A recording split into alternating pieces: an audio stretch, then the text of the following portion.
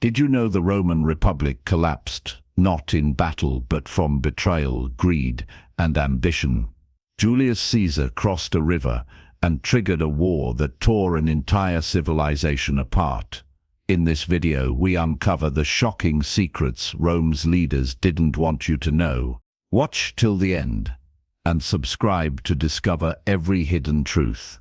The story of Rome begins not with emperors or marble palaces, but with mud, huts, and a river that would change the world forever. Along the banks of the Tiber River, in a small cluster of villages, a people emerged whose ambition, discipline, and resilience would lay the foundations of one of history's greatest civilizations.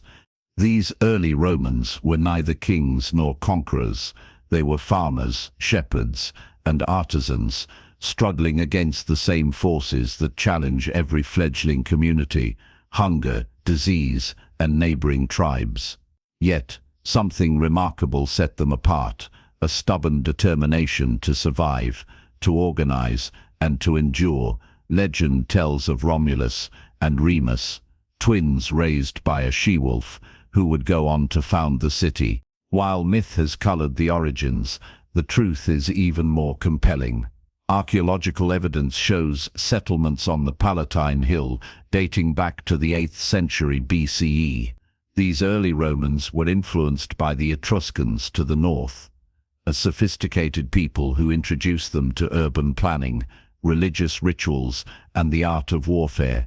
From these beginnings, Rome transformed from a cluster of modest villages into a city capable of dominating a continent. Life in early Rome was harsh. Farming required relentless labor, and survival depended on loyalty to one's family and community.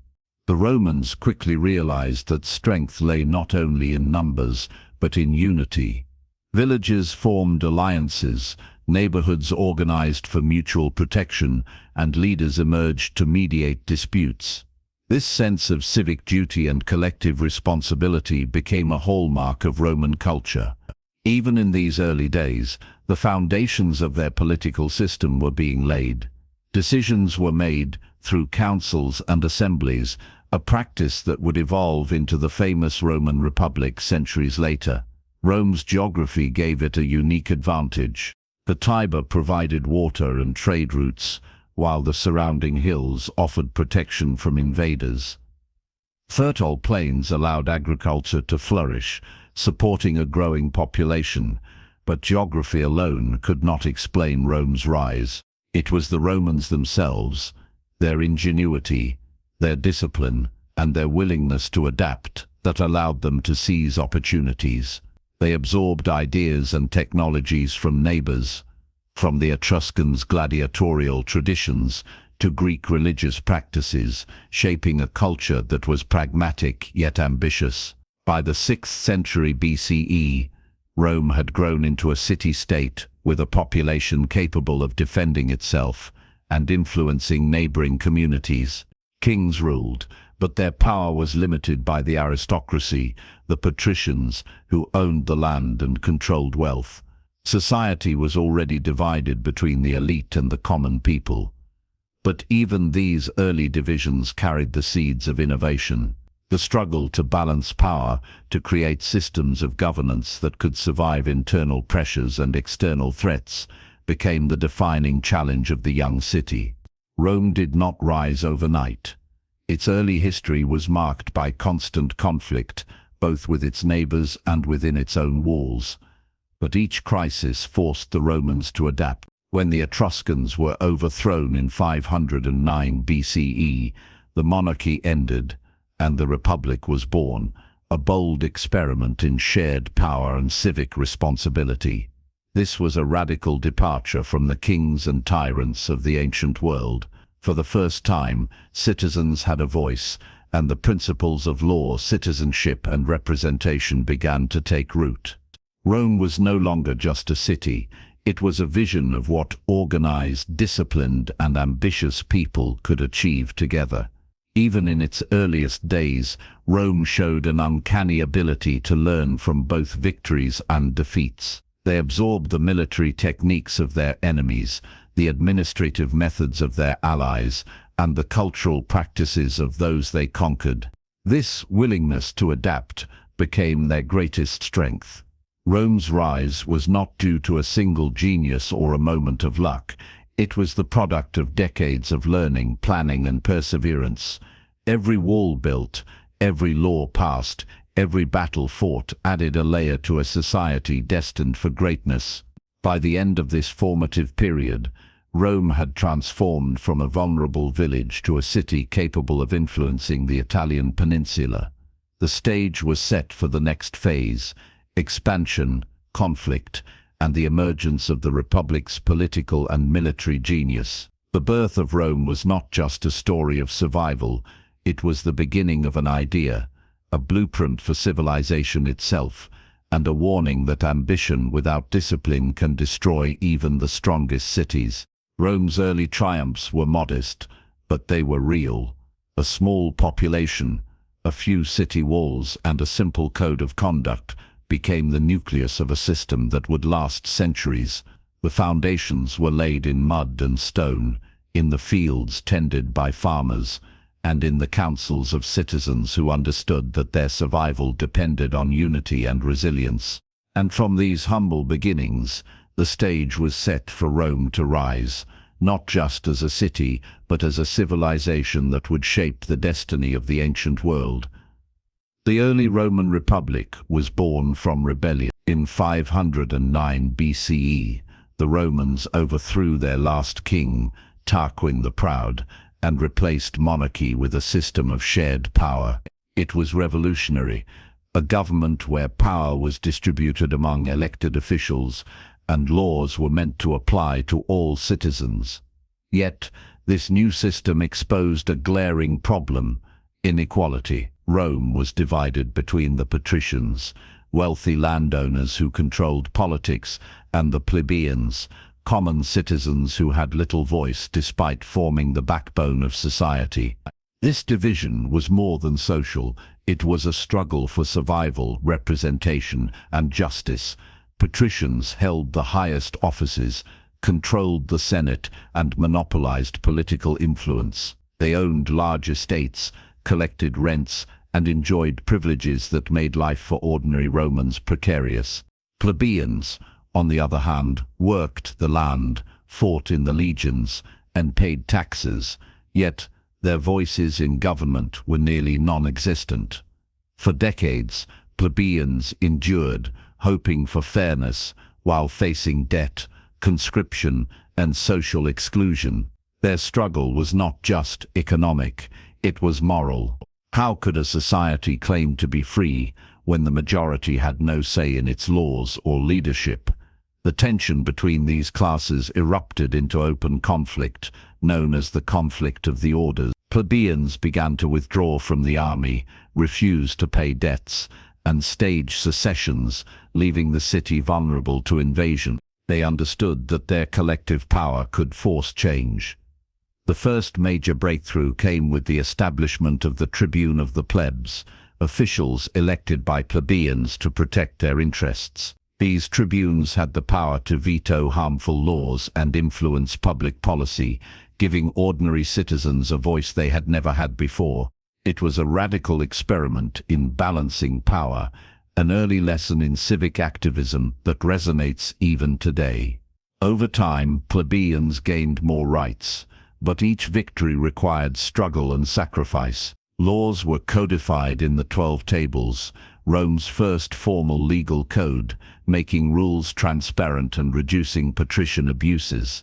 Still, inequality persisted. Wealthy families continued to dominate political offices, while plebeians fought to climb the social ladder. What made Rome exceptional was its ability to channel this internal conflict into institutional innovation rather than collapse. Unlike many other ancient societies, Rome did not rely solely on conquest or force. To maintain power, it adapted politically. The tug-of-war between patricians and plebeians forced the republic to evolve. Military service played a crucial role in this struggle. Plebeians formed the bulk of Rome's legions, fighting wars that expanded Roman territory and wealth. Each victory abroad gave them leverage at home. Soldiers returned with new skills, new perspectives, and new demands for rights and recognition. Rome's leaders learned that military loyalty could not be taken for granted, neglect the needs of the plebeians, and the army itself could fracture. This dynamic forged a society where civic duty, military service, and political participation were deeply intertwined. The conflict of the orders also revealed a core Roman principle: compromise is power. Patricians could not govern effectively without the support of plebeians, and plebeians could not survive without the structure and resources of the elite. Over generations, this uneasy balance created a political culture capable of navigating crises, balancing ambition with restraint, and channeling social tensions into institutional reform. The result was a republic that, while far from perfect, could endure internal challenges that would have destroyed less adaptable societies. Stories from this era are strikingly human. A plebeian farmer might march to the forum to protest a new tax, while a patrician senator negotiated behind the scenes to preserve his family's influence. The drama was not in grand battles or conquests abroad, but in the very streets of Rome, where ordinary citizens fought for dignity, fairness, and survival. Each compromise, each concession, and each victory for the plebeians shaped the political DNA of Rome. It was a lesson in persistence. Progress rarely comes without struggle, and justice often requires courage. This period also laid the groundwork for Rome's distinctive approach to law and governance. By codifying laws and establishing mechanisms like the tribunes, Rome created a system where conflict could be managed without descending into chaos. Disputes became part of a formal process rather than uncontrolled violence. Citizens learned that power was not just about wealth or military might. It was about participation, negotiation, and institutional strength. In many ways, the Republic's early struggles anticipated the challenges of every society that would follow it: how to govern diverse populations, manage inequality, and preserve cohesion under pressure. The struggle of the orders was not only about rights, it was about identity. Plebeians fought to be recognized as full citizens, to contribute to the Republic, not just through labor or service, but through law and policy. Patricians, while resisting, were forced to see governance as more than personal privilege. This tension produced one of Rome's defining qualities: resilience under pressure. The Republic did not collapse under inequality. It adapted, creating structures that allowed both classes to coexist and eventually to collaborate. By the mid-4th century BCE, the plebeians had achieved significant victories. They could hold major offices, vote on critical laws, and influence policy in ways unimaginable a century earlier. Rome's political system had become more inclusive without sacrificing stability, a remarkable feat in the ancient world. The city was stronger because it had survived internal conflict, proving that flexibility and compromise were as important as military conquest. The lessons of this era are clear. No civilization can endure without addressing the tensions within. Power must be shared, voices must be heard, and society must evolve. The conflict of the orders was not a simple story of rich versus poor. It was a blueprint for sustainable governance, demonstrating that even in times of inequality, institutions can adapt to ensure survival and growth. The struggle also set the stage for Rome's expansion. A politically active, disciplined population could be mobilized for war, trade, and colonization. The Republic's internal resilience made it capable of extraordinary achievements abroad. Rome's success would not come from brute force alone, but from a society that had learned to balance ambition with accountability, power with participation, and conquest with cohesion. The Roman Republic would not have survived or thrived without its army. Unlike other ancient forces, Rome's legions were not merely bands of warriors. They were highly organized, disciplined, and adaptable instruments of state power. The Roman soldier was more than a fighter. He was a citizen, a farmer, and a participant in the civic life of the Republic. Military service was both a duty and a privilege, binding the individual to the city and ensuring that Rome's expansion was not only possible but sustainable. From the earliest days, the Romans understood that survival required strategy as much as courage. Early conflicts with neighboring tribes revealed that sheer numbers were insufficient. Rome developed a system of citizen soldiers, organized into centuries and manipules, allowing flexibility on the battlefield. Each man, drilled relentlessly, learning formations, signals, and the discipline necessary to execute complex maneuvers under the stress of combat. This discipline became Rome's greatest weapon. While enemies relied on brute force or heroic individualism, Roman legions functioned as cohesive units, each soldier supporting the other. Equipment and training were equally important.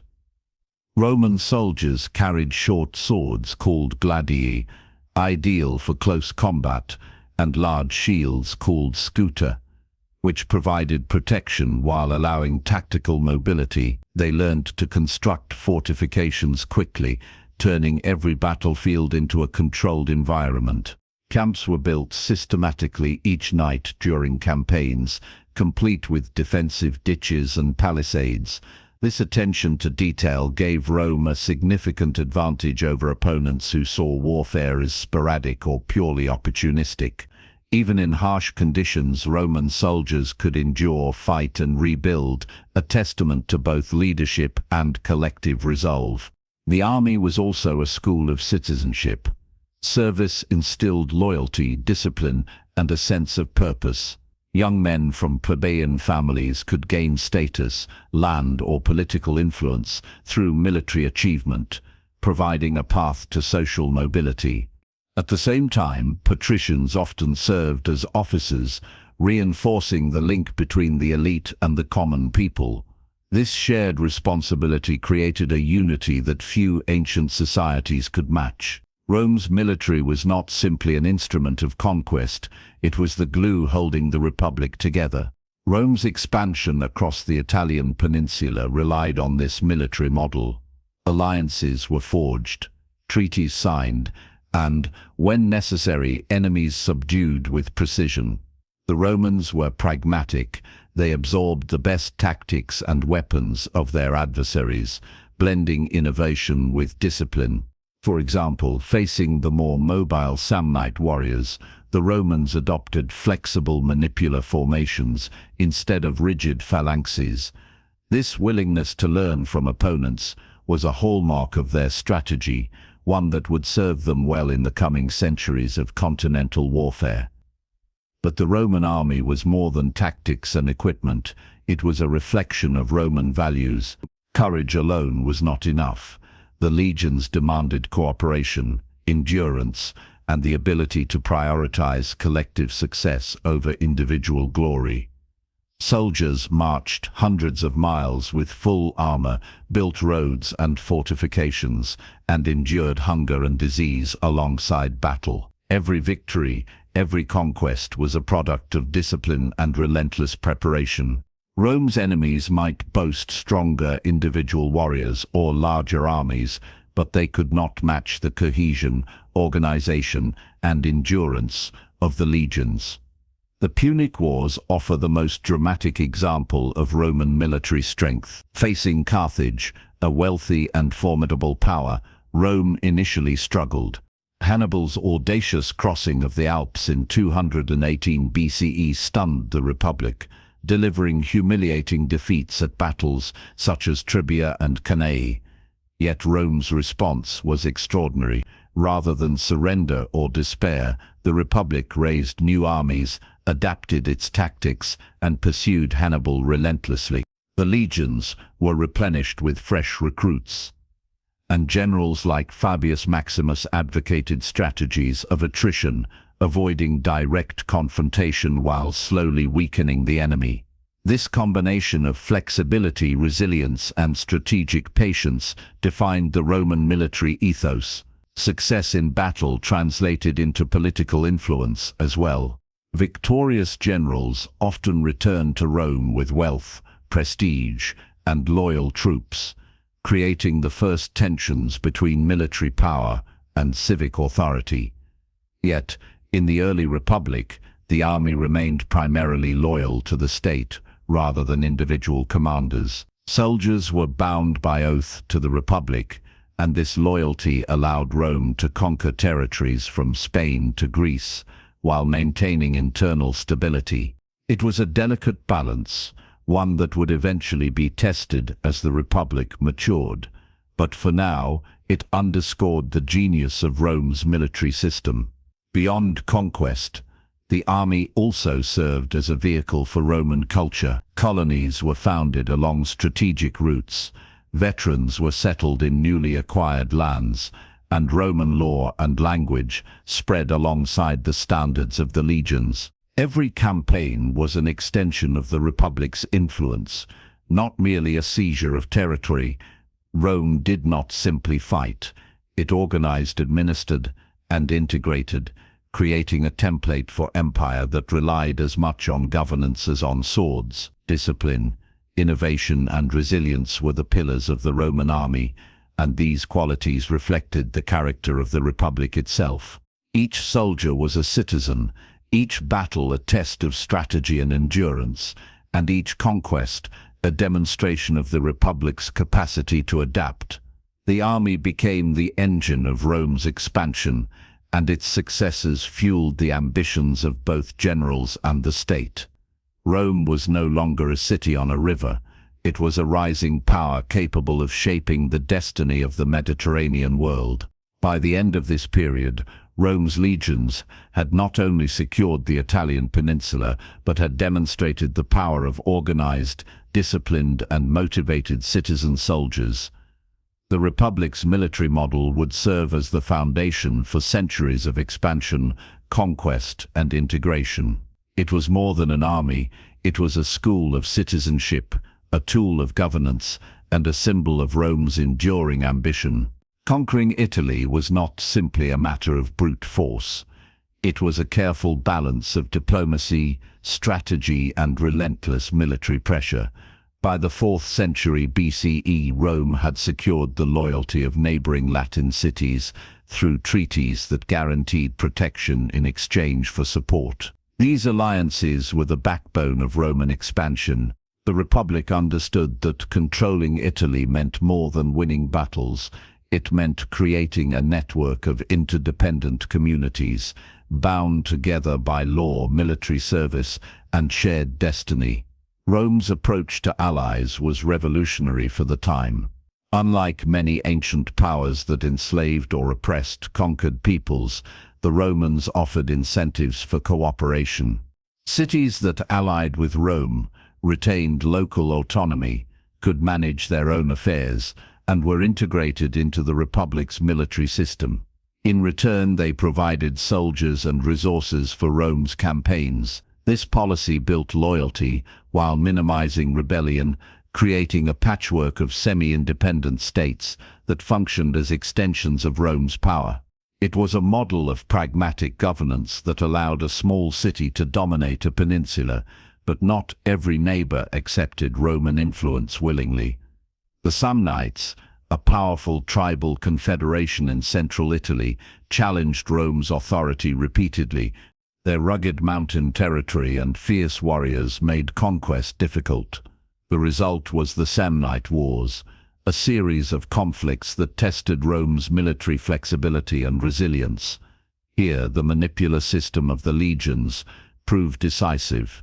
By breaking the army into smaller, more maneuverable units, Rome could adapt to the uneven terrain and the hit-and-run tactics of the Samnites. It was a lesson in innovation under pressure. The Republic learned that victory required not only courage, but creativity, coordination, and endurance. Rome's strategy combined open battle with political maneuvering. While legions engaged enemies in combat, Roman diplomats worked to secure alliances, exploit rivalries, and integrate conquered cities into the Republic's framework.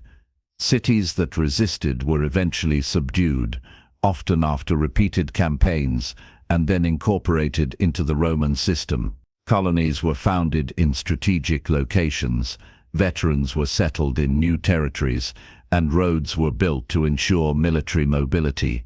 This combination of coercion and accommodation allowed Rome to expand steadily, turning the entire Italian peninsula into a network of allied and dependent communities. The conquest of Italy was not achieved overnight. It spanned generations, involving multiple wars, shifting alliances, and repeated revolts. Yet Rome's persistence paid off.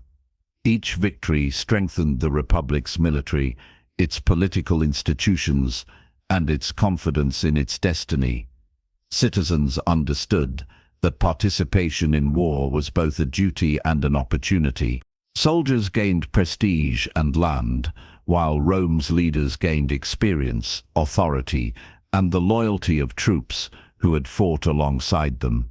This cycle of service and reward created a resilient society capable of sustaining long campaigns and absorbing setbacks without collapse. Rome also demonstrated remarkable pragmatism in dealing with defeated foes. Cities that surrendered could maintain a degree of self-rule and participate in Roman trade and politics. Some communities even gained full Roman citizenship over time. This inclusive approach helped to stabilize conquered regions and integrate them into a growing network of loyalty and obligation. In contrast, cities that resisted faced harsh penalties, demonstrating that Rome's strategy balanced reward with deterrence. The Republic's success was built not only on the battlefield, but on its ability to combine military might with political wisdom. One of the most significant lessons from Rome's Italian campaigns was the importance of logistics. Armies needed food, weapons, and supplies to maintain long campaigns, especially in hostile or mountainous terrain. Rome excelled in organizing supply lines, building roads, and establishing fortified camps. This infrastructure not only supported military operations, but also facilitated trade, communication, and administration across newly conquered territories. By the end of the 3rd century BCE, Rome controlled a network of roads and colonies that connected the entire peninsula, giving it strategic mobility that enemies could not match.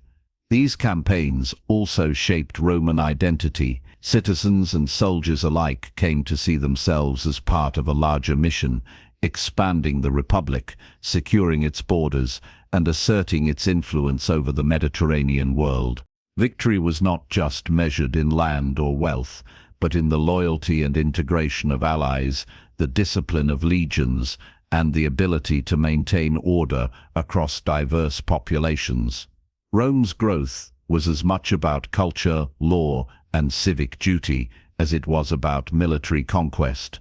By the time Rome had consolidated control over Italy, it had achieved something remarkable. A small city-state had transformed into the dominant power of the peninsula, able to project force, manage alliances, and govern diverse populations.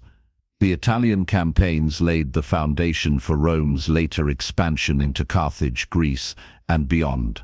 They demonstrated that the Republic's strength was not merely in its armies, but in its ability to integrate diplomacy, strategy, and governance into a coherent system of expansion. The conquest of Italy was a testament to Rome's vision, discipline, and resilience.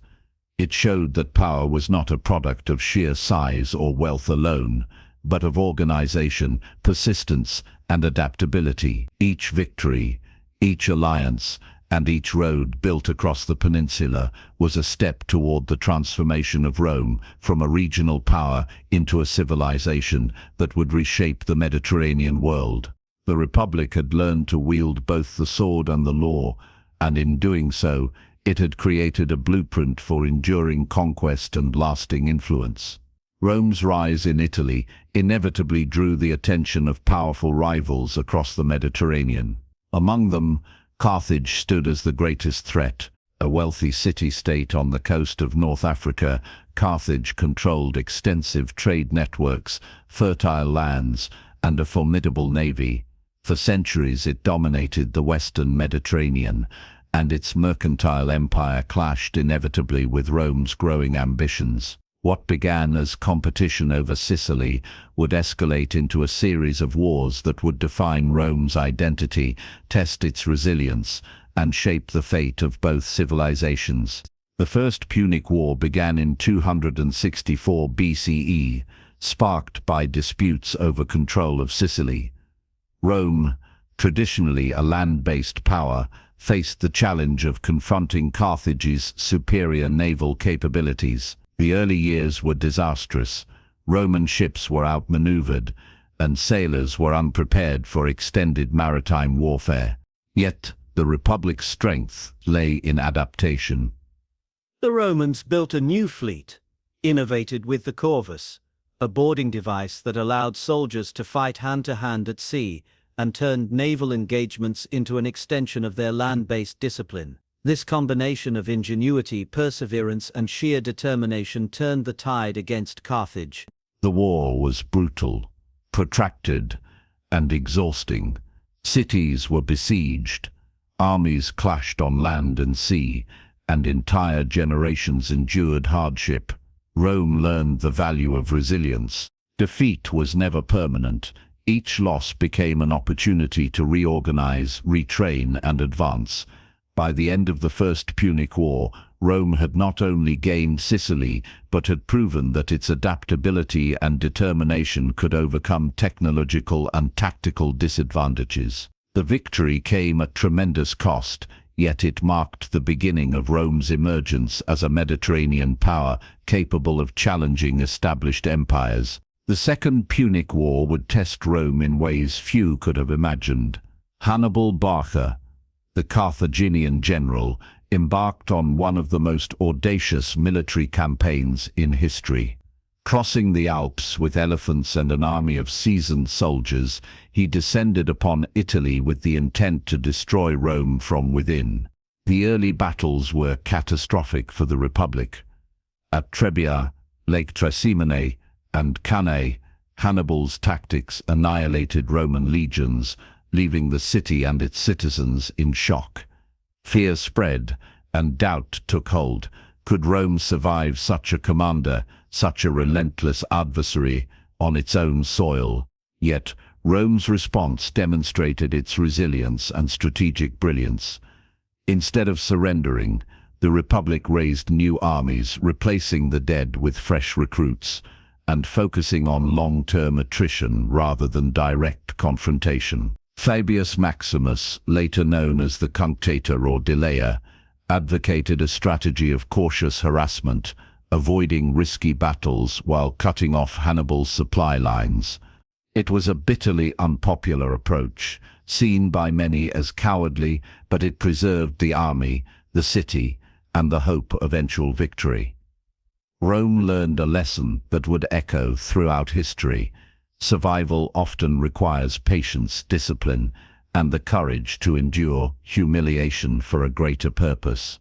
Hannibal remained undefeated in Italy for over a decade, yet the Republic slowly regained control. Rome's ability to mobilize resources, levy troops, and sustain morale under extreme pressure revealed the depth of its organizational strength.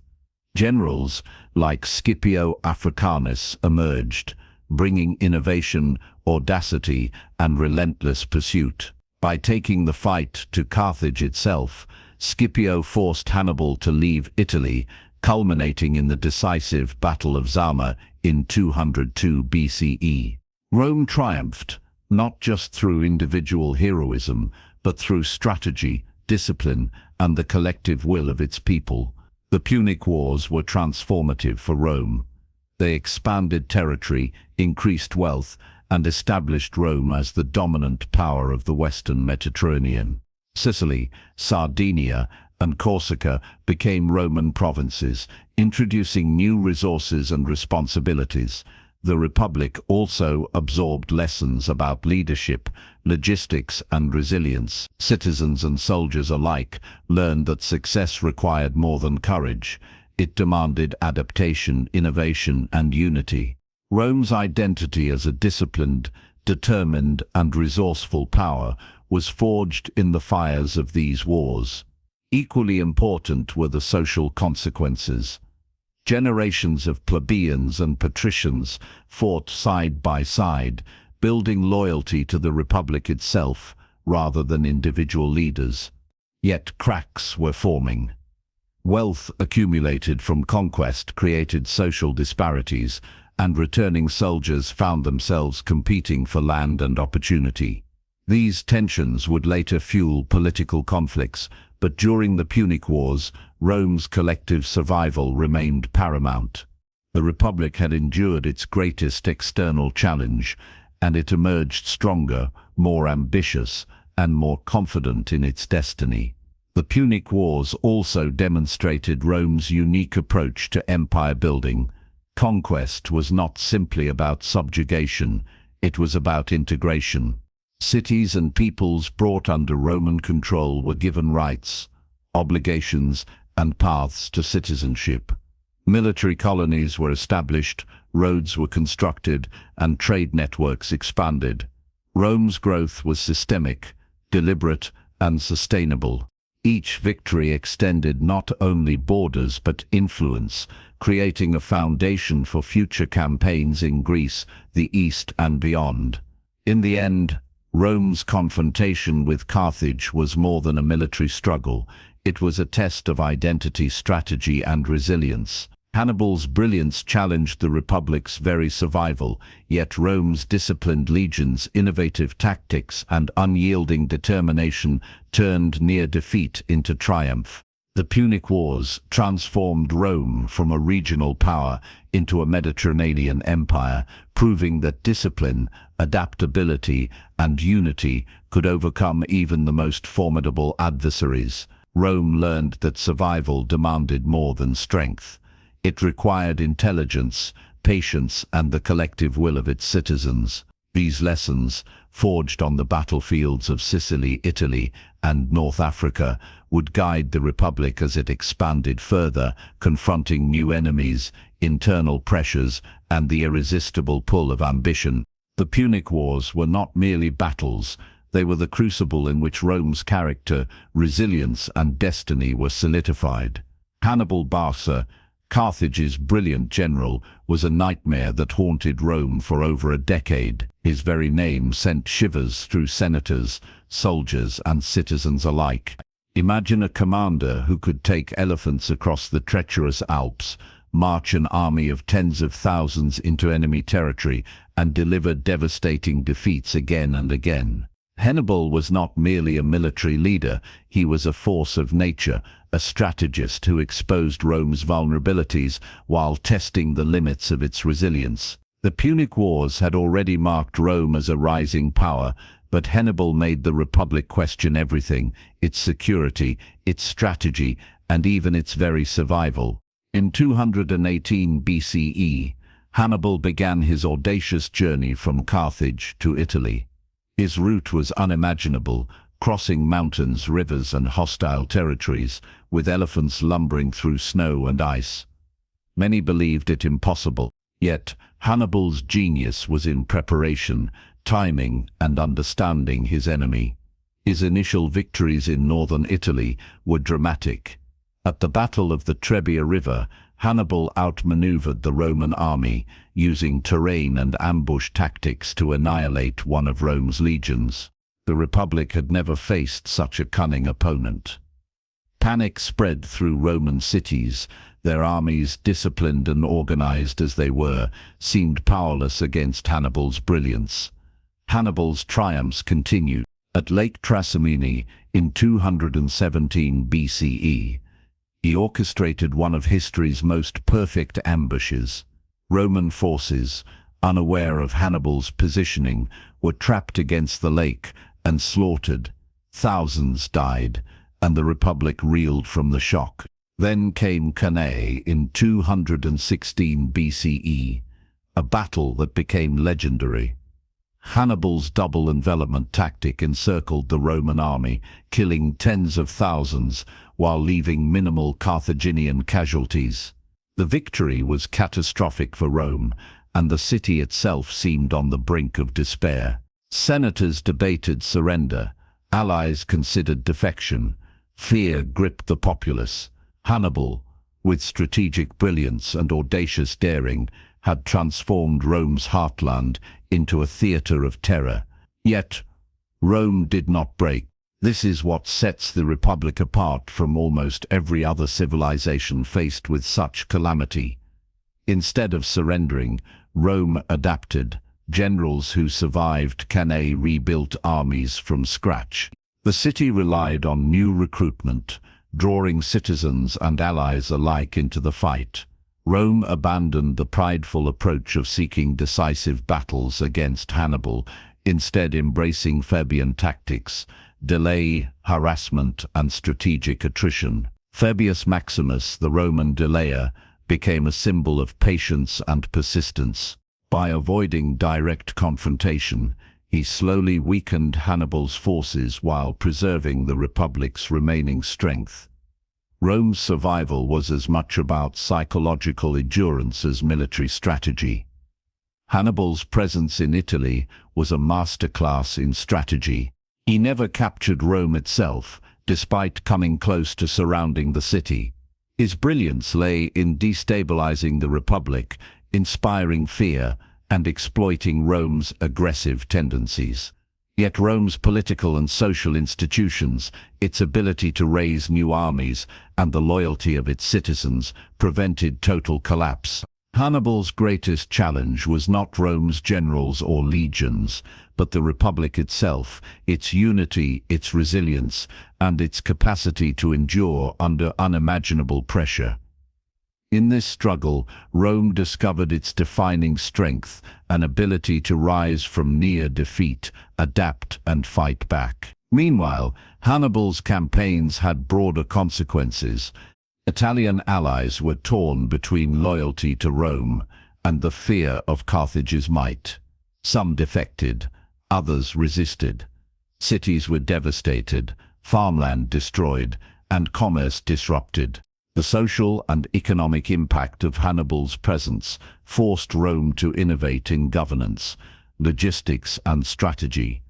Roads and supply lines became critical, and the Senate implemented new measures to sustain the war effort. Hannibal had shown Rome the vulnerability of even the strongest city-state, but the Republic's response would shape its character for generations.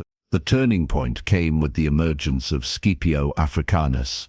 Rather than confront Hannibal in Italy directly, Scipio took the fight to North Africa. By threatening Carthage itself, he forced Hannibal to abandon his campaigns in Italy. At the Battle of Zama in 202 BCE, Scipio's disciplined legions outmaneuvered Hannibal, decisively ending the Second Punic War. Hannibal survived but was defeated. Rome had faced its darkest hour, endured fear and destruction, and emerged victorious through adaptability, strategy, and collective resolve. Hannibal's legacy is profound. He demonstrated the power of ingenuity, courage, and audacity, but also highlighted the resilience and determination of the Roman Republic. Rome's ability to survive repeated catastrophes, rebuild armies, and adapt its strategies became a defining trait. The Punic Wars, and Hannibal in particular, taught the Republic that true strength lies not just in soldiers or generals, but in institutions, unity, and the unyielding will of citizens. By the end of Hannibal's campaigns, Rome was transformed. It had survived near annihilation, tested the limits of its military and political systems, and emerged stronger and wiser. Hannibal may have been the nightmare that haunted the Republic, but in facing him, Rome discovered its destiny: to endure, to adapt, and ultimately to dominate the Mediterranean world. The lessons learned in fear, patience, and resilience would echo through the Republic's subsequent conquests and lay the foundation for the empire to come. When Rome faced its darkest hour, a young general emerged to change the course of history. Scipio Africanus, ambitious, brilliant, and fearless, Scipio understood that defeating Hannibal required audacity, strategy, and an ability to think beyond conventional warfare. Unlike many Roman commanders who focused on direct confrontations in Italy, Scipio dared to take the fight to Carthage itself. His vision was bold. Rome could survive Hannibal's terror not by defending its own soil alone, but by threatening the heart of the enemy's power. This was a turning point, not only in the Second Punic War, but in the story of Rome's rise to dominance. Scipio's early career was shaped by the horrors of Hannibal's victories. He witnessed the devastation at Cannae and understood the stakes. The Republic's survival was far from guaranteed. Yet, instead of despair, he saw opportunity. Rome's strength lay not only in its armies, but in its ability to adapt, innovate, and take calculated risks. Scipio's genius was to recognize that the war was not just about battles, it was about psychology, logistics, and strategic initiative. He convinced the Senate to grant him command in Hispania, modern Spain, a region critical to Carthage's resources and manpower. By cutting off supplies and reinforcements, Scipio would force Hannibal to fight on Rome's terms. The campaign in Hispania was brutal. Scipio faced well-entrenched Carthaginian forces, difficult terrain, and local resistance. Yet he won, not merely through brute force, but through planning, speed, and adaptability. He reorganized the Roman army, implemented disciplined training, and inspired loyalty among troops who had endured repeated defeats. His victories in Hispania secured critical resources, deprived Carthage of reinforcements, and built the foundation for the next phase of the war. Rome's confidence began to return. The tide was turning, and Scipio's brilliance was at the center of it. By 204 BCE, Scipio was ready to strike at Carthage itself. Crossing into North Africa, he applied every lesson Rome had learned from years of war. Hannibal, who had dominated Italy for over a decade, was forced to abandon his campaigns and return home to defend Carthage. For the first time, the war was being fought on Carthaginian soil. Scipio's boldness and initiative had shifted the balance. Where Hannibal had relied on fear and tactical genius, Scipio relied on preparation, discipline, and the ability to control both strategy and morale. The Battle of Zama in 202 BCE was the defining moment. Hannibal arrived with his seasoned army and war elephants, confident in his ability to repeat past victories. But Scipio anticipated his tactics. He deployed flexible formations, neutralized the elephant's charge through strategic gaps, and coordinated infantry and cavalry in a way that maximized the strengths of the Roman army. The clash was fierce, but Rome's discipline and planning prevailed. Hannibal's forces were decisively defeated, and the Second Punic War came to an end. Rome had not only survived its greatest threat, but had emerged stronger, more confident, and more ambitious than ever before. Scipio's victory was more than a military triumph. It was a demonstration of Roman resilience and strategic ingenuity. The Republic had endured catastrophic defeats, yet it had reorganized, adapted, and ultimately overcome a legendary adversary. Hannibal had tested Rome's courage, but Scipio had proven that vision, preparation, and bold leadership could turn despair into triumph. The victory at Zama cemented Rome's reputation as a rising Mediterranean power and showcased the genius of its military system, disciplined legions, strategic flexibility, and the integration of political will with battlefield action. The implications of Scipio's campaigns extended far beyond the battlefield.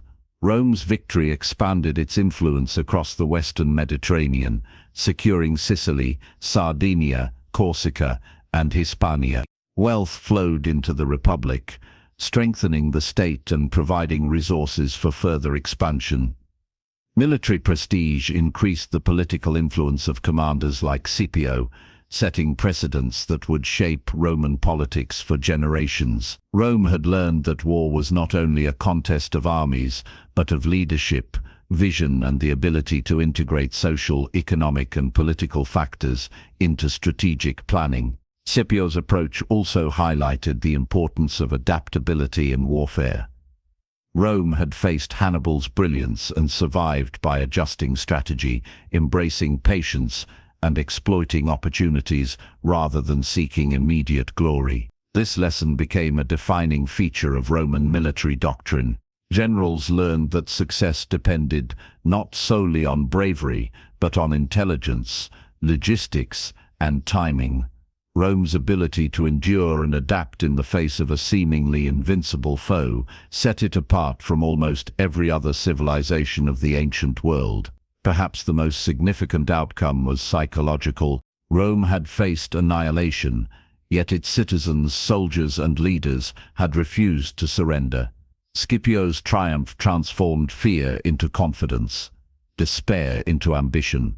The Republic emerged with a renewed sense of destiny, convinced that no enemy, however brilliant, could ultimately halt its rise. Hannibal's campaign, which had once threatened Rome's very existence, became a proving ground, a crucible in which the Republic's resilience, discipline, and strategic genius were forged.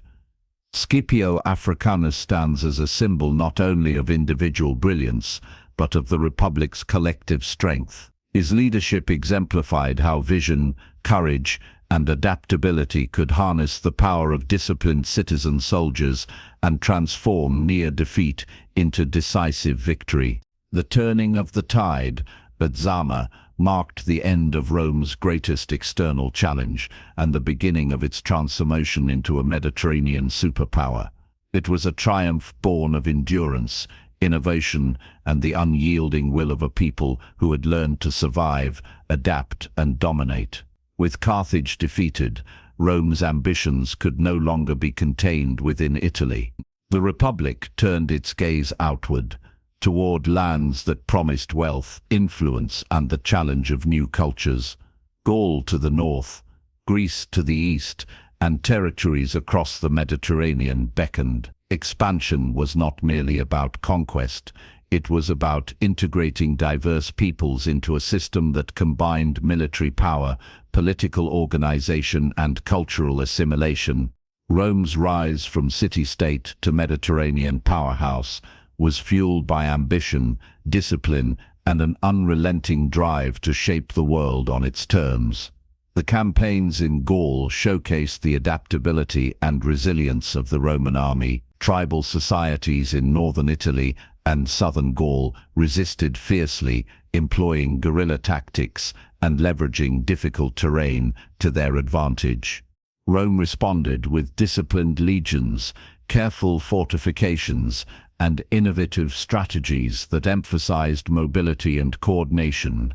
Roads were constructed not only for trade, but to allow rapid deployment of troops. Every battle, every skirmish, demonstrated Rome's ability to integrate logistics, engineering, and tactical flexibility. Conquest in Gaul was brutal, yet methodical, laying the foundation for centuries of Roman influence in the region.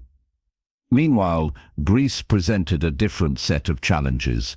The Greek city-states were sophisticated, wealthy, and politically fragmented. Rome initially intervened in disputes among these cities, often claiming to act as an arbiter or protector. Yet, what began as diplomacy quickly escalated into military campaigns. Wars in Greece exposed Rome to Hellenistic culture, philosophy, and military techniques. Instead of resisting these influences, Rome absorbed them.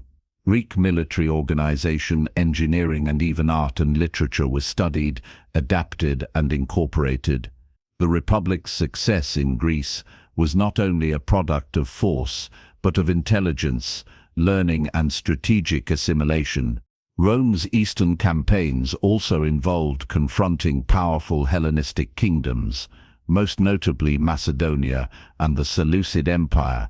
These conflicts tested the Republic's capacity for large-scale warfare and political negotiation. Rome's legions proved decisive in battles such as Cynocephalae and Magnesia, demonstrating the superiority of Roman organization, discipline, and strategy over the phalanx formations of Hellenistic armies.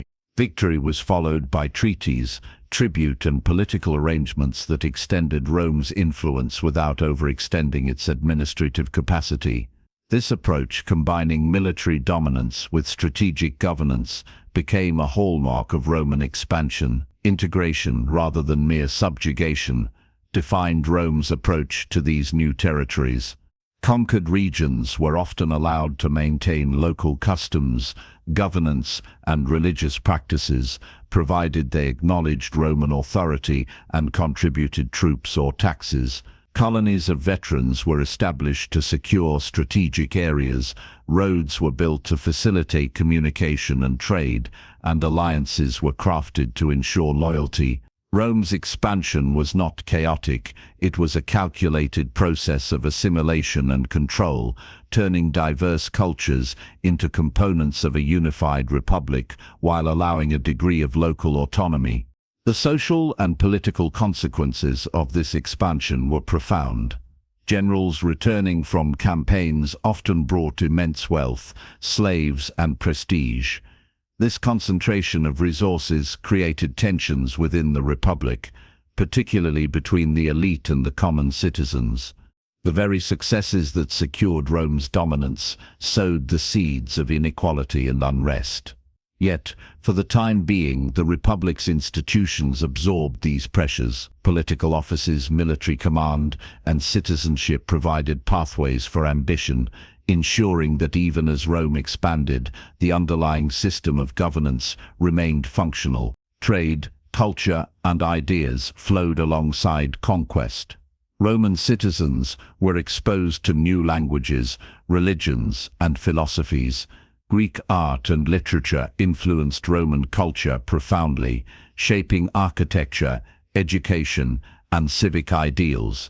Military campaigns became conduits for cultural exchange, integrating knowledge from across the Mediterranean.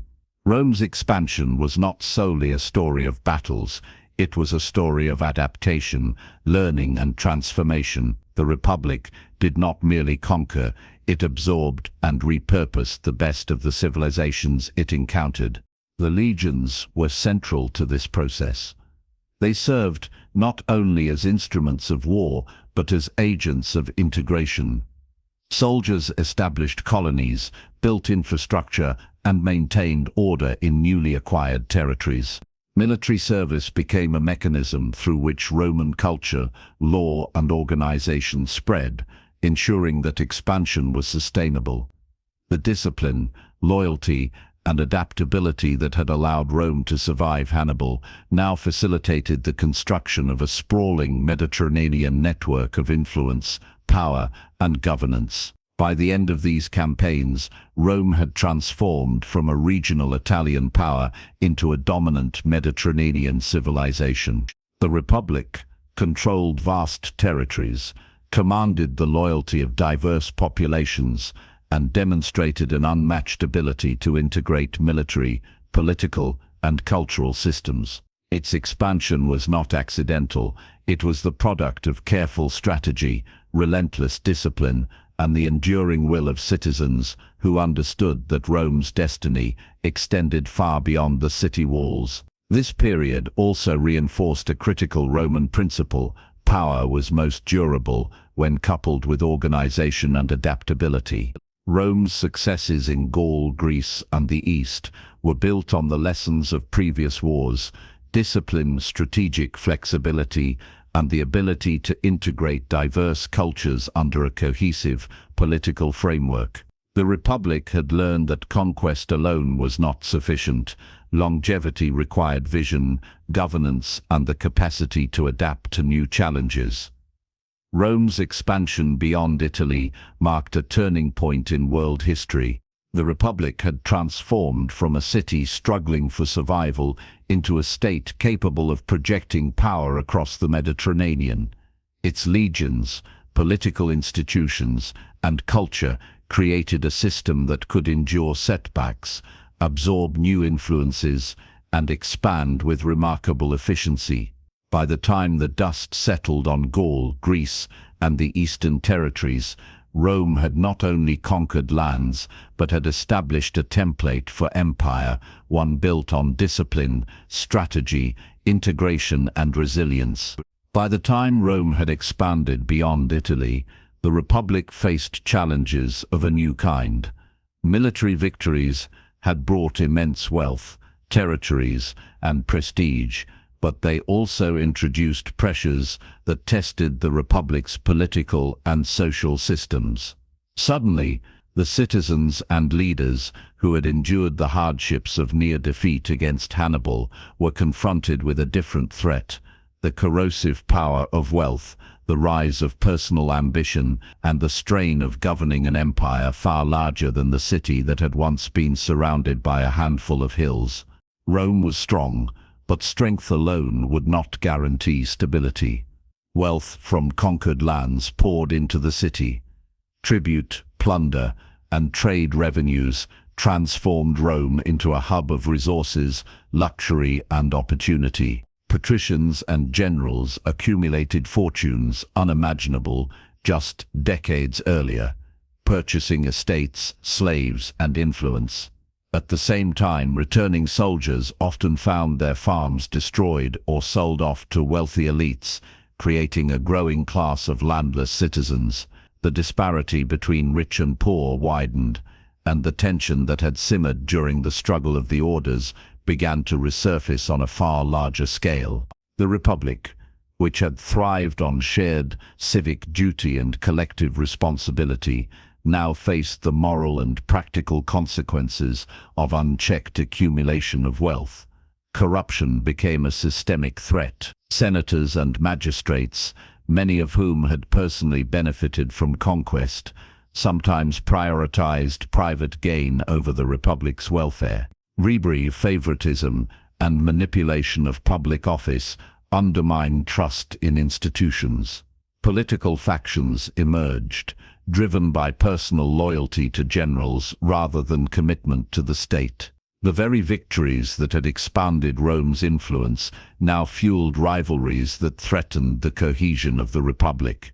In essence, Rome was confronting a paradox. The same success that ensured survival also sowed the seeds of instability. The army, once a unifying force, became entwined with politics. Victorious generals returned to Rome with loyal troops, immense resources, and public acclaim. Their popularity often rivaled the authority of the Senate, creating tension between military power and civic governance. Figures like Gaius Marius, who later reformed the army, began to demonstrate that loyalty could shift from the Republic to individuals. While these reforms enhanced military effectiveness, they also deepened the Republic's vulnerability to internal power struggles. Rome was no longer fighting only foreign enemies. The seeds of civil conflict were taking root within its own institutions. Society struggled under the weight of these pressures. The plebeian class, which had once fought for equality and representation, now faced economic displacement and political marginalization. Urban populations swelled as displaced farmers and laborers moved to Rome seeking work, creating overcrowding, poverty, and social tension. At the same time, the elite's wealth and luxury starkly contrasted with the struggles of ordinary citizens.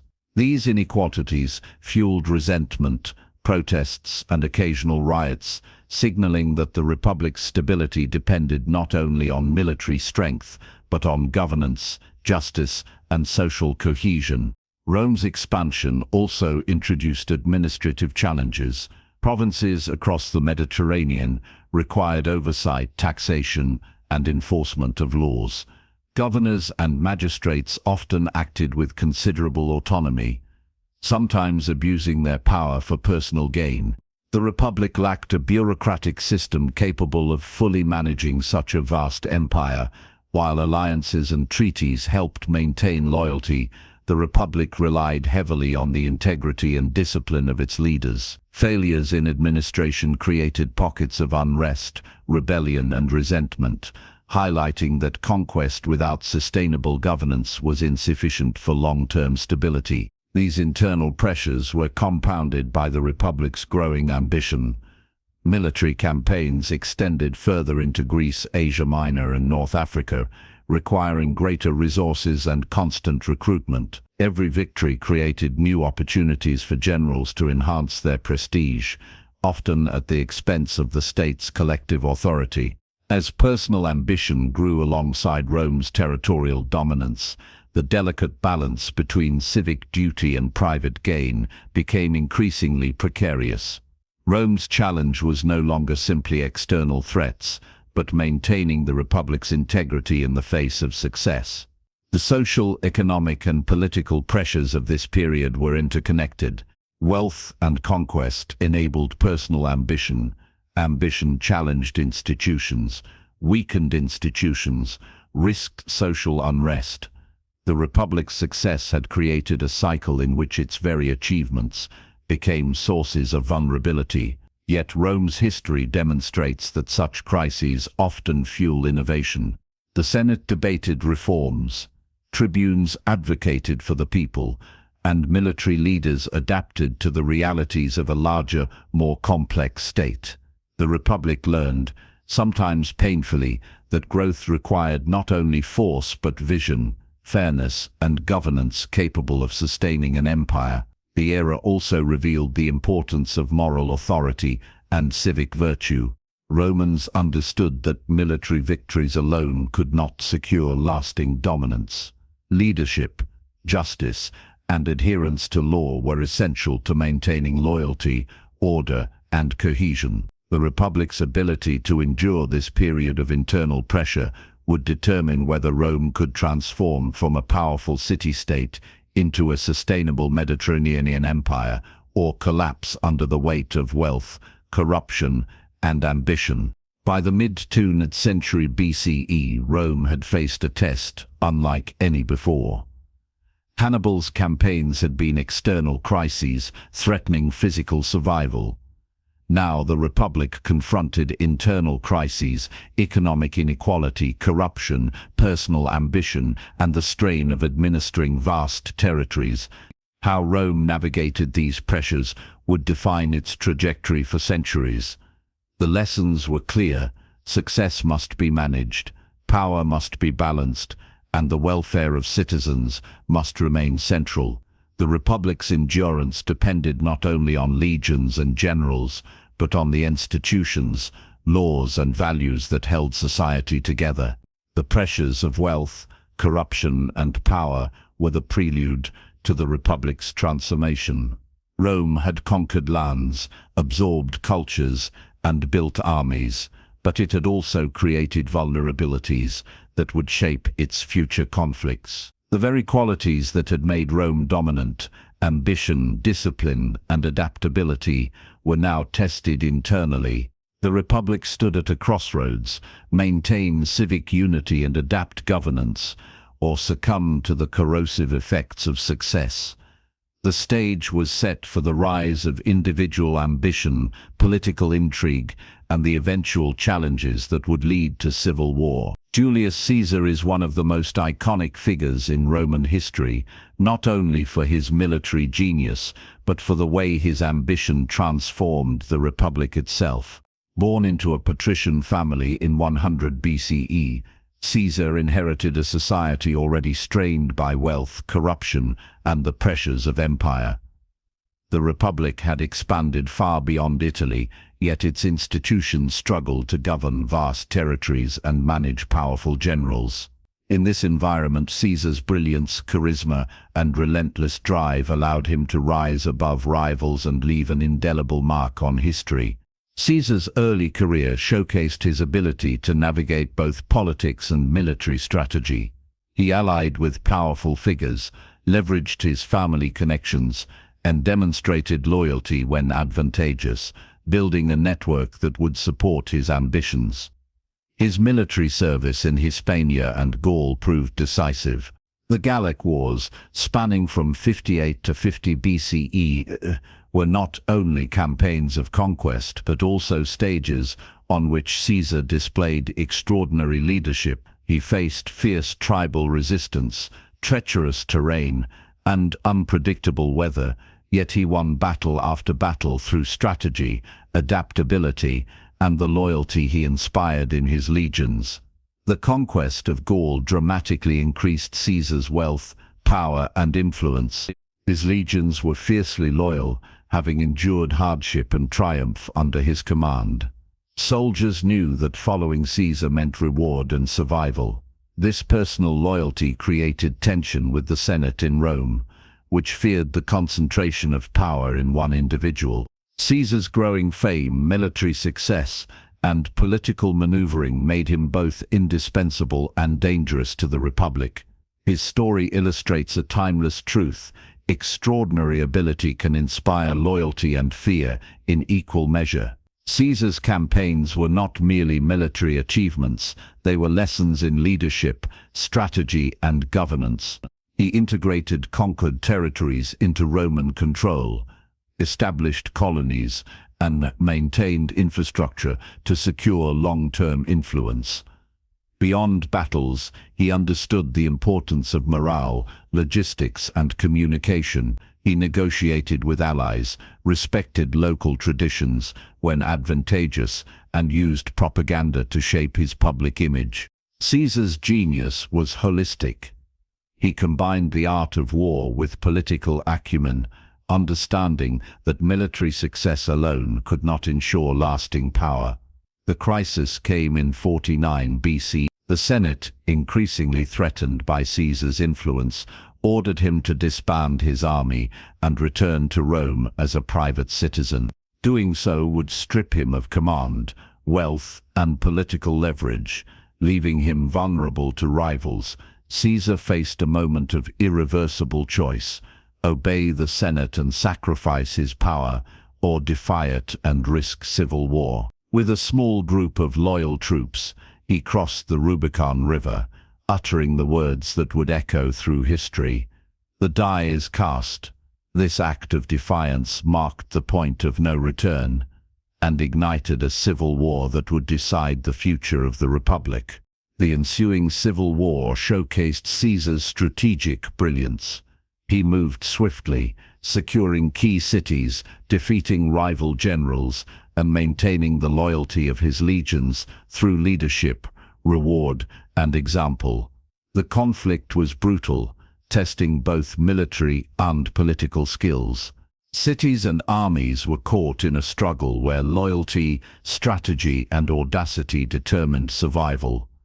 Caesar's victories were decisive, demonstrating his ability to adapt, inspire, and execute complex campaigns with precision. The war also revealed a fundamental truth about the Republic.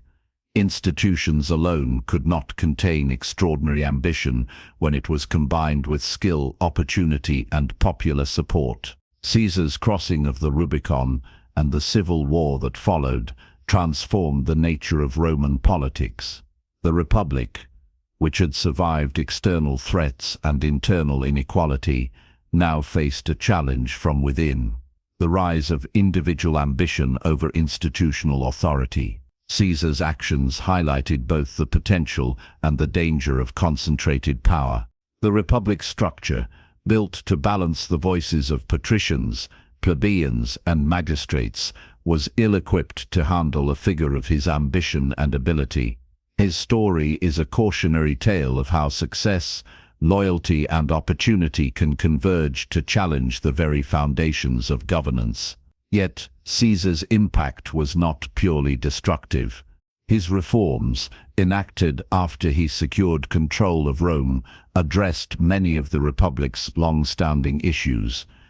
He centralized governance, reformed debt laws, expanded citizenship, and reorganized provinces to ensure more effective administration. By combining personal authority with practical governance, Caesar stabilized the Republic while simultaneously concentrating power.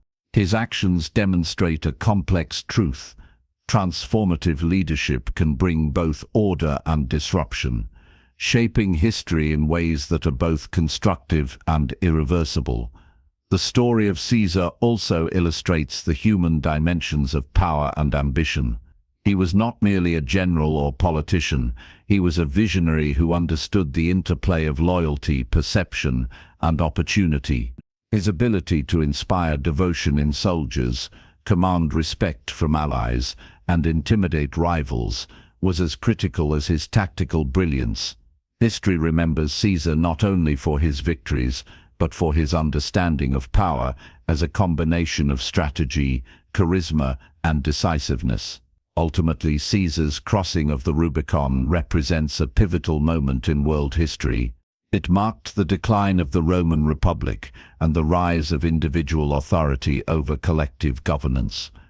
Yet it also exemplified the qualities that had allowed Rome to rise: courage in the face of risk, innovation in strategy, and the relentless pursuit of destiny.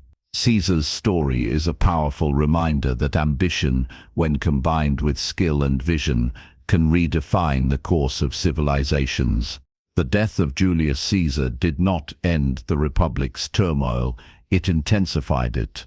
The very success that had elevated Rome now threatened its survival. Civil wars, political intrigue, and personal rivalries tore at the fabric of the state. Caesar's crossing of the Rubicon and subsequent rule had revealed the fragility of the Republic. Its institutions were powerful in theory, but vulnerable to extraordinary individuals who could command loyalty, resources, and armies. In the decades following Caesar, Rome would experience a series of conflicts that exposed the tension between ambition and civic order, setting the stage for the Republic's ultimate transformation. After Caesar's assassination on the Ides of March, 44 BCE, Rome faced a power vacuum. The conspirators had believed that removing Caesar would restore the Republic, but they underestimated the loyalty he had inspired in his legions and the political acumen of his allies. Mark Antony, Octavian, later Augustus, and other loyalists quickly mobilized support, demonstrating that Caesar's legacy was more than memory. It was an active force, shaping the future of Rome. The streets of the city became a theater of political confrontation, where speeches, alliances, and the threat of violence determined outcomes as much as armies did. The ensuing conflict was as much political as it was military.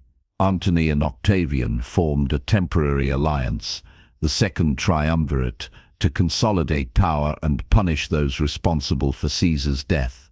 Proscriptions and purges ensued, eliminating rivals and redistributing wealth. While brutal, these actions underscored a central truth. The Republic could not survive purely on law and tradition when confronted with the ambitions of men who commanded armies and loyalty. Political authority had become inseparable from military power. The Senate, once the center of Roman governance, was increasingly sidelined, revealing the growing imbalance between institutions and individuals. Rome itself became a city of uncertainty. Citizens lived under the shadow of shifting alliances and rumors of betrayal. Public offices, once prestigious but limited in authority, now depended on alignment with powerful generals. Civil wars stretched resources, devastated lands, and disrupted trade. Yet, through the chaos, Rome's resilience endured. Ordinary citizens, soldiers, and even provincial communities adapted to survive, demonstrating the same determination that had allowed the Republic to endure Hannibal, the Punic Wars, and centuries of expansion. Survival depended not only on armies, but on social cohesion, adaptability, and the capacity to endure uncertainty. The final struggle for control came between Octavian and Mark Antony, culminating in the Battle of Actium in 31 BCE. Antony and Cleopatra, his ally and lover, had amassed forces to challenge Rome's emerging order, but Octavian's disciplined legions and strategic planning secured victory. Antony and Cleopatra's deaths marked the end of the civil wars and the beginning of a new phase in Roman governance. With rivals eliminated and authority consolidated, Octavian could reshape the Republic's institutions to ensure stability, order, and the continued expansion of Rome. The fall of the Republic was not sudden. It was a gradual erosion of civic norms under the pressures of ambition, wealth, and military power. Generals had become politicians, armies had become personal instruments of loyalty, and wealth had created social inequalities that strained traditional governance. The Republic's failures were structural. Its system relied on collective decision-making, shared power, and civic virtue. When extraordinary individuals leveraged charisma, military skill, and ambition, the balance collapsed. Rome's transformation into an empire was not merely political. It was the result of centuries of accumulated pressures, lessons, and adaptations. Civil wars revealed the dual nature of Rome's strength.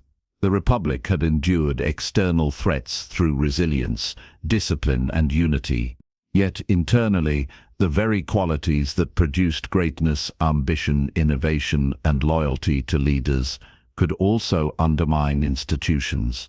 The Republic's experience illustrates a fundamental historical lesson.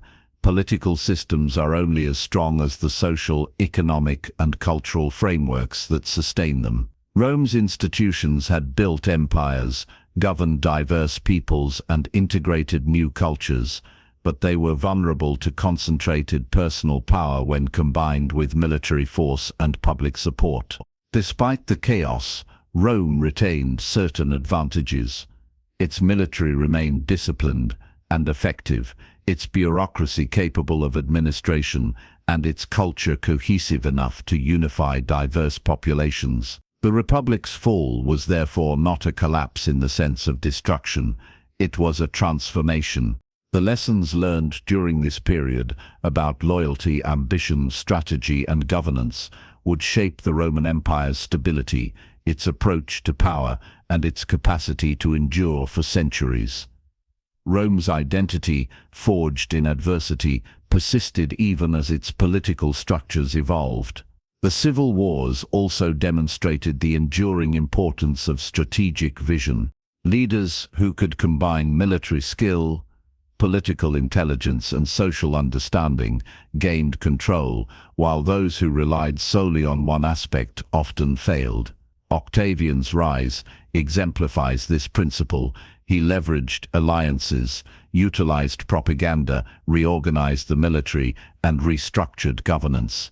His ability to navigate the complexities of power ensured not only personal survival, but the foundation of the Roman Empire. Rome had learned that victory required more than battlefield success. It demanded vision, adaptability, and the capacity to integrate politics, military power, and public perception.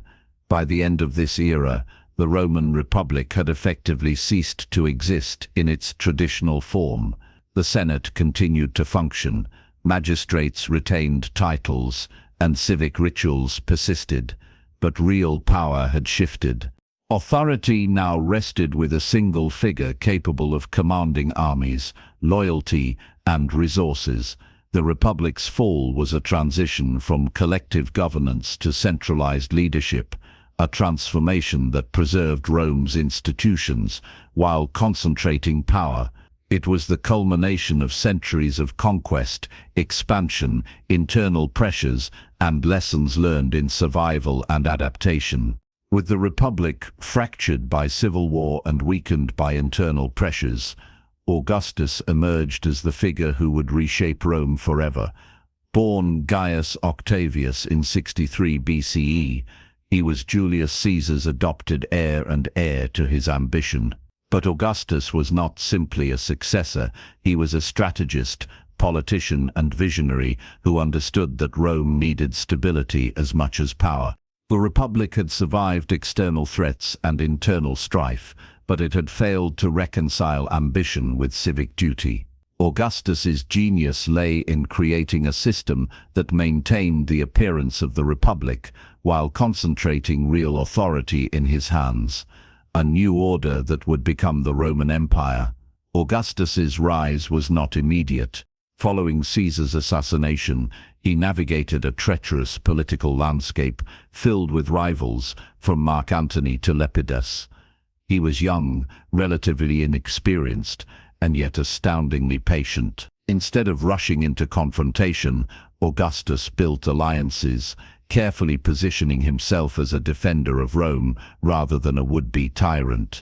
He leveraged the loyalty of Caesar's veterans, the support of the people, and the authority of the Senate to consolidate power. By 31 BCE, after the decisive victory at Actium over Antony and Cleopatra, Augustus stood unchallenged as the leader of the Roman world. Unlike Caesar, Augustus understood the delicate balance between authority and legitimacy. He did not openly dismantle the Senate. Instead, he restored its prestige while gradually transferring power to himself. He assumed multiple titles: Princeps, Imperator, and Pontifex Maximus, creating a system that concentrated control while preserving the outward forms of republican governance. The people and Senate were placated, and the institutions of the Republic continued to function, but Augustus held ultimate authority. In doing so, he transformed Rome from a fragile republic into a stable, centralized empire capable of long-term governance. The Pax Romana, or Roman peace, was Augustus's crowning achievement. After centuries of expansion, conflict, and internal turmoil, he brought stability to a vast and diverse Mediterranean world. Borders were secured, trade flourished, and cities were rebuilt and expanded. The legions were reorganized and stationed strategically, ensuring loyalty to the emperor while maintaining military readiness. Augustus's reforms extended to taxation, infrastructure, and provincial administration, creating an efficient system that balanced control with local autonomy. Rome had evolved from a city-state dominated by competing factions into a cohesive empire capable of enduring for centuries. Augustus also mastered the power of perception. He presented himself as the restorer of the Republic, the guardian of Roman traditions, and a humble servant of the people, even as he wielded unprecedented authority. Public works, temples, and monuments were commissioned to symbolize stability, prosperity, and divine favor. Augustus understood that power depended not only on force or legislation, but on shaping public perception. The citizenry, accustomed to political turbulence, found reassurance in the image of a ruler who embodied continuity, order, and Rome's greatness. The emperor's reforms were systemic and long-lasting. He reorganized the military, creating professional legions with fixed terms of service and pensions that secured loyalty. Provinces were standardized under a uniform system of governance, reducing corruption and increasing efficiency. Roads, aqueducts, and ports were built or repaired, facilitating trade, communication, and military mobility. Augustus transformed Rome's political, economic, and military institutions into a model that could sustain an empire far larger than any the Republic had ever governed. Culturally, Augustus encouraged Roman identity while embracing diversity. Greek art, literature, and philosophy continued to influence Roman elites. Yet Augustus promoted distinctly Roman values of discipline, duty, and civic responsibility. Festivals, games, and public ceremonies reinforced loyalty to the emperor and the state. Augustus's approach demonstrates a key principle of empire building. Legitimacy arises not only from military or political power, but from cultural integration, shared values, and public perception. Augustus's reign also highlighted the importance of succession and stability. By establishing a precedent for hereditary leadership within the framework of Roman institutions, he minimized the likelihood of immediate civil war following his rule. Future emperors would inherit not only authority but a system designed to balance local governance, military loyalty, and centralized power. Augustus's foresight ensured that Rome could endure the challenges of leadership transitions without destabilizing the empire, a problem that had plagued the Republic for centuries. Ultimately, Augustus's rise marked the culmination of lessons learned over generations of Roman history. The Republic's expansion, the Punic Wars, the civil conflicts, and Caesar's rule had all demonstrated the limits of traditional governance in a world of ambition, wealth, and military power. Augustus synthesized these lessons, creating a new order that balanced authority with legitimacy, discipline with innovation, and power with perception.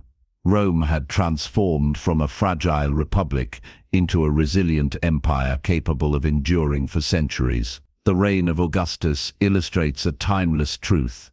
Stability and longevity are not the products of conquest alone, but of careful governance, strategic vision, and the ability to adapt institutions to the realities of power. By centralizing authority while preserving the appearance of traditional structures, he created a system that allowed Rome to flourish politically, militarily, and culturally. The Roman Empire, as Augustus envisioned it, became a civilization defined not only by conquest, but by resilience, integration, and the enduring legacy of its institutions. Under Augustus and his successors, the Roman Empire entered a period often called the Golden Age, a time of unprecedented stability, cultural flourishing, and technological achievement. This era was defined by a combination of political stability, economic prosperity, and the integration of diverse peoples under Roman law and governance. Unlike the chaos of the late Republic, this period showcased the transformative power of organization, vision, and cultural synthesis, a civilization at the height of its influence and capability. Rome's cities became symbols of imperial power and architectural ingenuity. Public spaces, forums, temples, and theaters were constructed or rebuilt, reflecting both functionality and grandeur. The Colosseum, aqueducts, and the Pantheon, though later referred by emperors after Augustus, emerged from a tradition of urban planning that combined engineering precision with artistic ambition. Roads and bridges linked cities across the empire, enabling trade, military movement, and cultural exchange. Engineering and architecture were not mere practical endeavors. They were statements of Rome's enduring power and the ability to shape the physical and social environment. The empire's legal and administrative systems provided the backbone for this golden age. Roman law, standardized across provinces, ensured stability, fairness, and predictability, allowing diverse peoples to coexist under a common framework. Provincial governors were held accountable, taxes were regulated, and infrastructure was maintained, creating conditions for economic growth. The legal principles established during this period influenced not only Rome's stability, but later civilizations worldwide. It was a system designed to endure, ensuring that the empire's expansion did not compromise governance or justice. Culturally, the empire thrived on synthesis. Greek art, philosophy, and literature continued to influence Roman elites, while Roman innovations in engineering, military tactics, and civic planning spread across conquered territories. Literature flourished, with writers like Virgil, Ovid, and Horace producing works that celebrated Roman history, ideals, and society. Public spectacles, theater, and games reinforced civic identity while providing entertainment and social cohesion.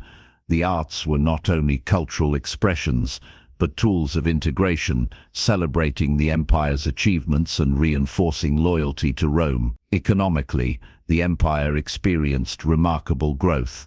Trade networks expanded across the Mediterranean, connecting Italy, Gaul, Hispania, Egypt, and the Near East. Grain from Egypt fed Rome's population. Olive oil and wine from Hispania circulated across Europe, and luxury goods from Asia reached elite households.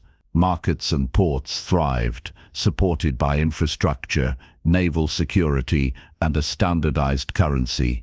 This economic prosperity not only enriched the elite, but also stabilized urban populations, strengthened the military through better provisioning, and reinforced the empire's cohesion. The military remained a central pillar of Roman power during the Golden Age. Legions were professional, disciplined, and stationed strategically across the empire's borders. Unlike earlier periods, military campaigns were often defensive or aimed at consolidating existing territories rather than aggressive expansion. The army maintained peace, deterred invasions, and facilitated integration of conquered peoples. Soldiers also played roles in construction, policing, and administration, reinforcing Rome's presence while contributing to infrastructure and stability. The military was no longer only a tool of conquest, it was an instrument of governance and civilization. Roman society itself reflected the balance between structure and diversity. Citizens, freedmen, and provincial subjects experienced varying degrees of rights and participation, yet all were integrated into a system that rewarded loyalty and service. Slavery persisted, and social hierarchies were rigid, but mechanisms for citizenship, trade, and mobility allowed for social and economic integration. Festivals, religious observances, and civic rituals created a shared cultural identity that spanned vast geographic distances. The empire's strength was not only in its borders, but in its ability to unify diverse populations under shared laws, values, and institutions. The Golden Age also witnessed significant advancements in science, engineering, and medicine. Roman engineers developed aqueducts, roads, and sanitation systems that transformed urban life. Architecture employed concrete, arches, and vaults, enabling the construction of durable and monumental structures. Knowledge from Greece and Egypt was absorbed, expanded, and applied practically. Innovations were motivated not only by intellectual curiosity, but by the practical needs of governance, military strategy, and urban management. Rome became a civilization that valued both efficiency and cultural achievement. Religious and cultural integration played a critical role in maintaining cohesion. The empire accommodated local deities, festivals, and traditions while promoting loyalty to the emperor and Roman ideals. Temples and public monuments celebrated both divine favor and imperial authority. Religious tolerance, when combined with political and cultural unification, reduced rebellion, encouraged loyalty, and created a sense of shared purpose among the empire's diverse populations.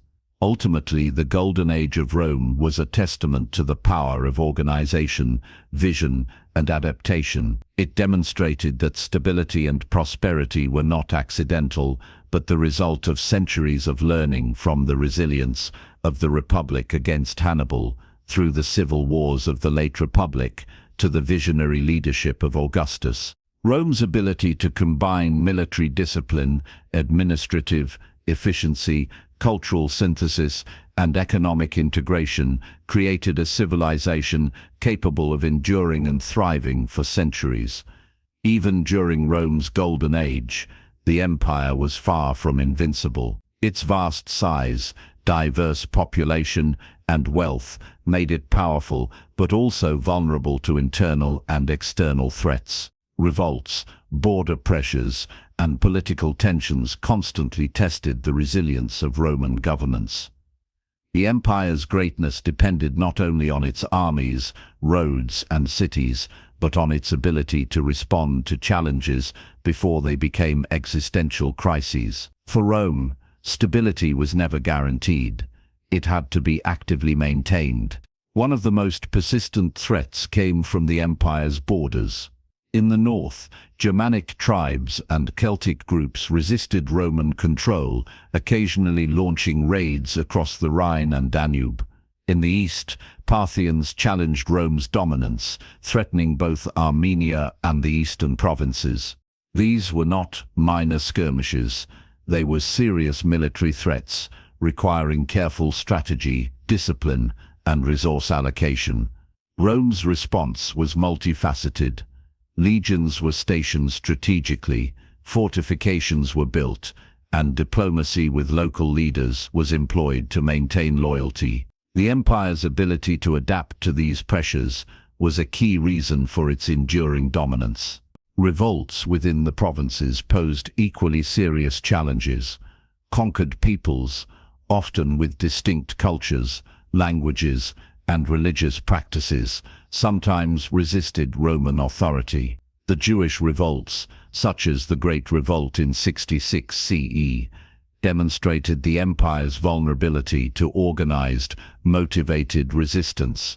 These uprisings were brutal and destructive, requiring Rome to deploy legions, siege cities, and enforce harsh punishments. Yet Rome often combined military force with political concessions, integrating local elites and traditions to reduce the risk of future rebellions. The lesson was clear. Control depended not only on conquest, but on governance, respect, and strategic accommodation. Internal strains were another ongoing challenge. Wealth inequality, while partially mitigated by Augustus's reforms, persisted.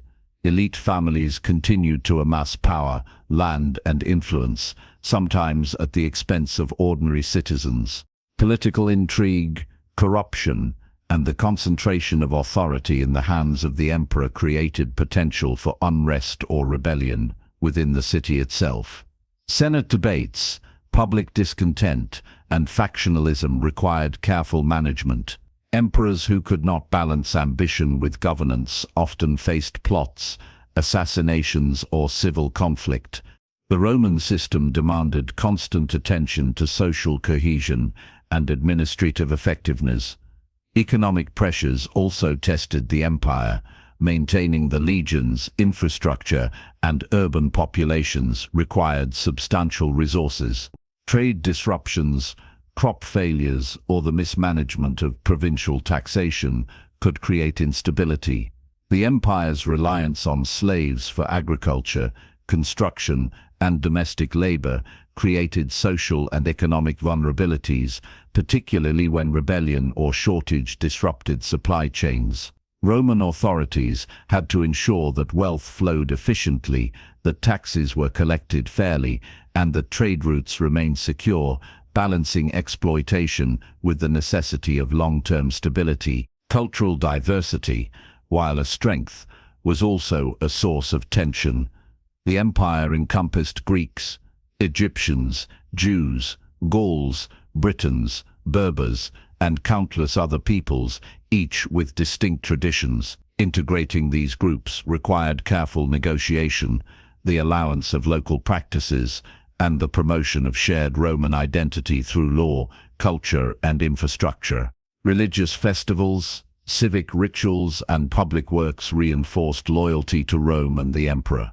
Failure to manage cultural integration often sparked unrest, demonstrating that empire building was as much about social strategy as military conquest. Military innovation remained crucial in responding to these challenges. Legions adapted tactics to confront guerrilla warfare, cavalry-based armies, and fortified cities. Engineers built walls, roads, bridges, and aqueducts to support both military and civilian needs. The army's dual role as conqueror and administrator became a hallmark of Roman strategy. Discipline, training, and organization allowed Rome to project power across thousands of miles, respond quickly to uprisings, and deter potential invaders. This balance between force and administration was central to the empire's resilience. Despite these pressures, Rome displayed remarkable endurance. Revolts were suppressed, borders were defended, and governance adapted to the demands of scale. Emperors like Trajan, Hadrian, and Marcus Aurelius demonstrated that the empire could remain strong when leadership combined military acumen with strategic foresight. Hadrian's wall, for example, symbolized a pragmatic approach to defense.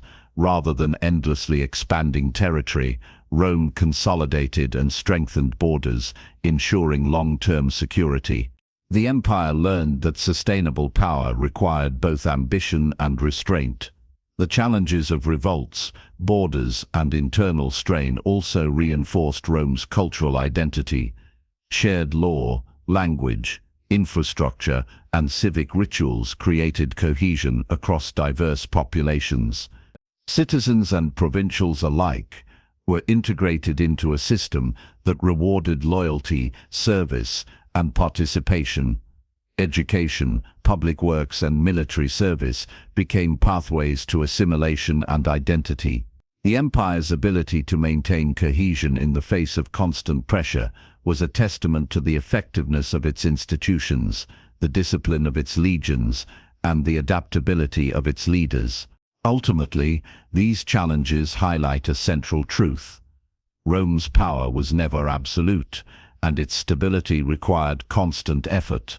The empire's golden age was not a period of uncontested peace, but a period of managed pressure, careful governance, and strategic foresight. Revolts, border threats, and internal strains tested the republic-turned-empire at every turn, but also strengthened it, forcing innovation, adaptation, and the creation of systems capable of enduring complexity and scale. Rome's survival and prosperity depended not only on conquest and wealth, but on foresight, discipline, and the unrelenting effort to maintain order across an immense and diverse civilization.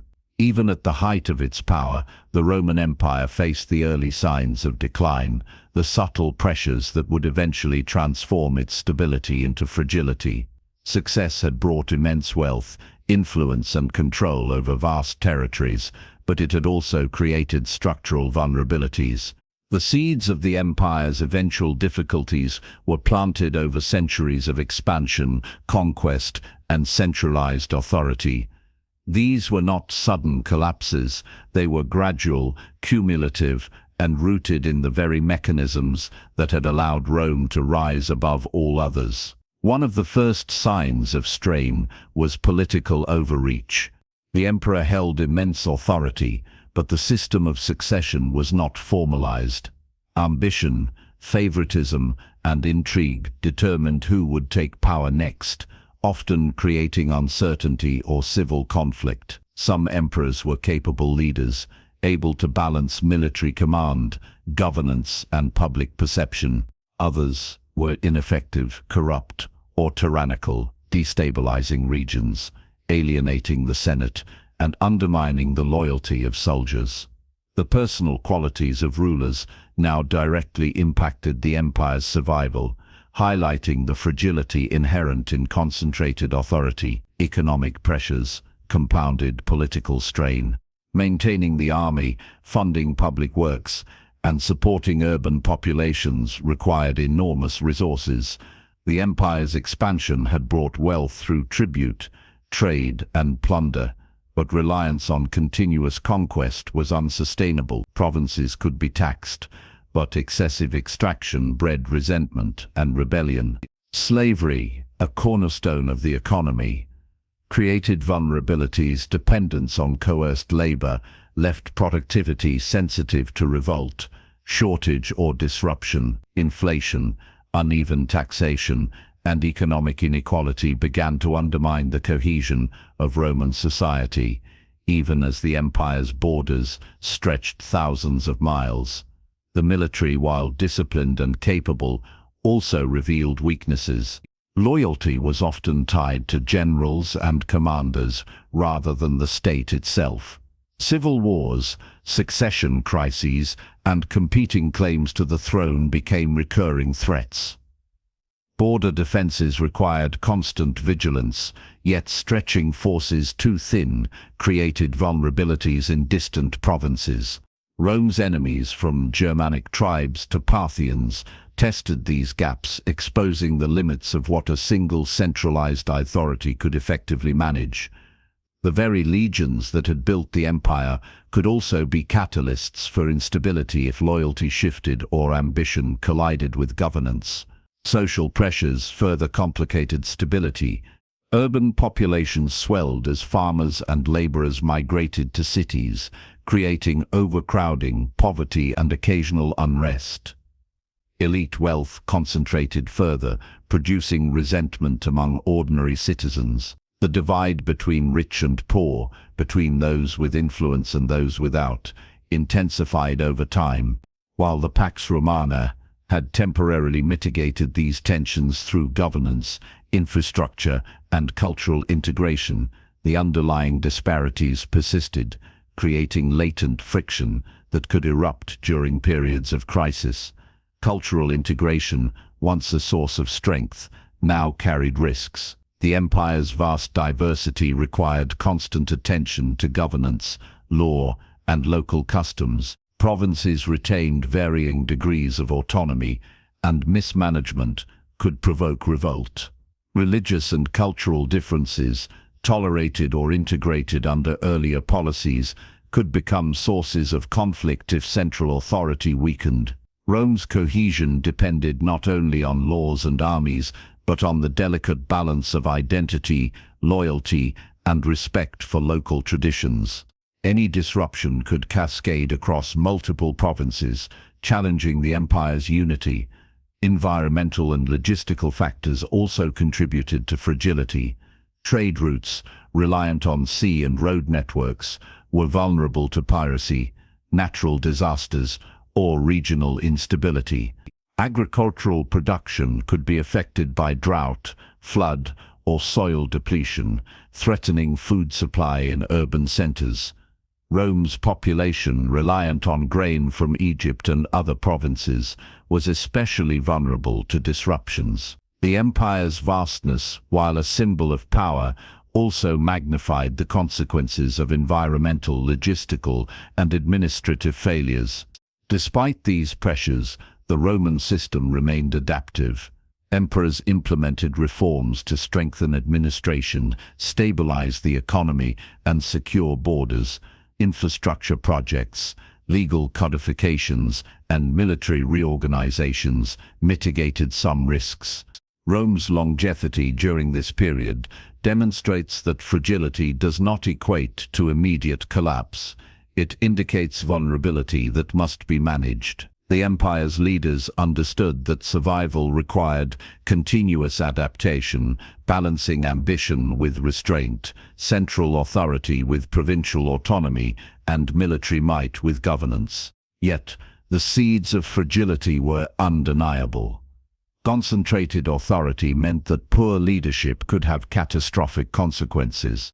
Economic dependence on conquest and slavery created structural vulnerabilities. Social inequality and urban pressure threatened civic cohesion. Cultural diversity, while a strength when managed, could become a source of revolt if neglected. Military loyalty, tied to individual generals, could destabilize succession and provoke civil war. Rome's strength was also its weakness. The same mechanisms that enabled rapid expansion, centralized governance, and cultural integration could, under pressure, amplify crises. The transformation from a republic to an empire had addressed many immediate threats: civil war, external conquest, and internal inefficiency, but it had also created conditions that required constant management. The empire was resilient, capable of absorbing shocks and surviving challenges that might have destroyed weaker civilizations. Yet resilience required vigilance. The late Republic's lessons, Ambition, corruption, and civil strife were now magnified on an imperial scale, demanding foresight, discipline, and strategic governance. Ultimately, this period illustrates a timeless historical lesson. Great civilizations are inherently fragile when their success concentrates power, stretches resources, and introduces social complexity.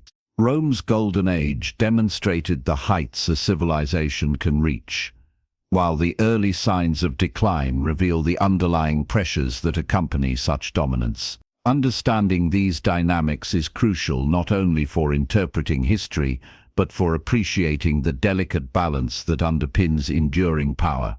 Rome's transformation from republic to empire set the stage for both centuries of stability and the vulnerabilities that would later challenge the empire's survival. Rome's story did not end with the decline of its institutions or the challenges of maintaining an empire. Its true legacy lies in the lessons it offers to civilizations, leaders, and societies even centuries later. From a small city-state to a republic, and finally to a vast empire, Rome demonstrated the power of resilience, adaptation, and vision. Its achievements, failures, and transformations provide a roadmap for understanding how societies grow, thrive, and endure or falter under the pressures of ambition, wealth, and governance. The first lesson of Rome is the power of institutions. The Republic endured for centuries, not because of individual brilliance alone, but because of its structures, checks and balances, shared governance, and codified laws. Even as expansion brought wealth and external challenges, the institutions of the Republic provided a framework that allowed society to function. When these structures were respected, Rome was resilient. When they were undermined by personal ambition or corruption, civil war and instability followed. This demonstrates a universal truth. Strong institutions are the backbone of any lasting civilization. Adaptation was another key to Rome's longevity. The city-state that had once struggled against neighboring tribes learned to integrate conquered peoples, absorb cultural practices, and innovate militarily and politically.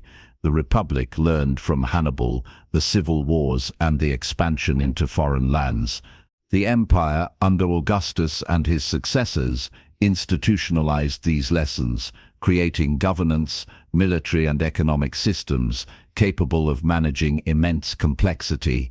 Rome's ability to adapt, to learn from both success and failure, ensured that it could endure challenges that might have destroyed lesser civilizations.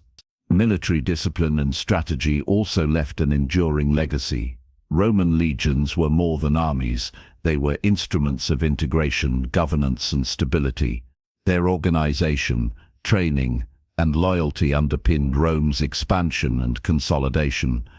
Generals like Scipio, Caesar, and Augustus demonstrated that military success required intelligence, innovation, and leadership that inspired both fear and respect. Rome's military model influenced countless later civilizations, proving that power is most effective when paired with strategy, organization, and ethical leadership. Rome also demonstrated the importance of economic and logistical systems. Roads, ports, aqueducts, and marketplaces allowed the empire to function efficiently across vast distances. Trade and resources were carefully managed, ensuring that urban populations, armies, and provinces remained stable and productive. Wealth alone was insufficient. How it was managed determined the difference between stability and collapse. Rome shows that economic infrastructure, trade networks, and resource management are as vital to a civilization's survival as its military might. Cultural integration was another pillar of Rome's success. The empire encompassed Greeks, Egyptians, Celts, Jews, Berbers, and countless other peoples. Rather than enforcing uniformity, Rome allowed local customs, religious practices, and traditions to coexist under a common legal and administrative framework. This approach maintained loyalty, reduced rebellion, and created a shared identity rooted in law, civic duty, and participation in the empire's institutions. Rome illustrates the value of cultural flexibility and the strength that comes from integrating diversity rather than suppressing it. The rise and fall of the Republic and the subsequent establishment of the empire also highlight the delicate balance between ambition and stability. Generals and leaders could inspire armies, accumulate wealth, and transform societies, but unchecked ambition could destabilize the state. Augustus exemplified the successful management of this balance, combining personal authority with governance that preserved institutions and promoted stability.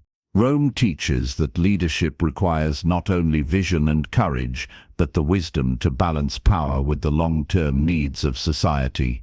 Rome's legal system remains a cornerstone of its enduring influence.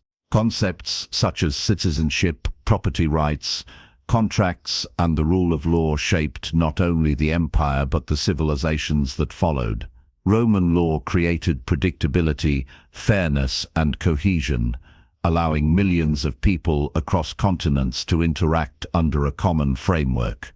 The principles of Roman governance, codified law, checks on authority, and public accountability continue to influence legal and political systems around the world today.